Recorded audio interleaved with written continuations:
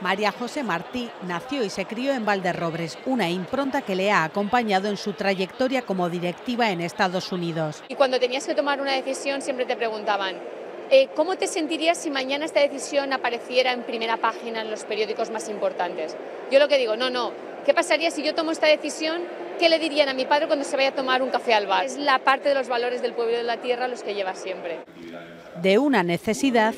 Yo me pasaba el día tomando decisiones basadas en datos, pero claro, mi equipo tenía equipos gigantes y en vez de pasarse el día analizando los datos, se pasaban el día limpiando los datos y las herramientas que había en el mercado no me servían. Nació su empresa Cero Error, una plataforma de inteligencia artificial para detectar anomalías en los datos. Todavía son pocas las mujeres que alcanzan ese nivel en las empresas tecnológicas.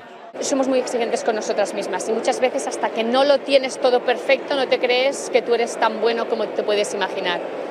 También María Fernández se ha forjado una carrera en grandes empresas como Google. La responsabilidad de hacer productos para miles de millones de personas. Cuando trabajaba en Facebook el producto de vídeo eran 1.000 millones, Gmail son 2.500 millones de usuarios, que da un poco de vértigo. Estudió ingeniería en la Universidad de Zaragoza, ahora lidera su propia consultora.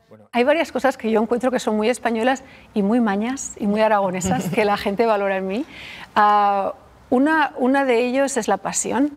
Y las dos coinciden: en Aragón hay talento.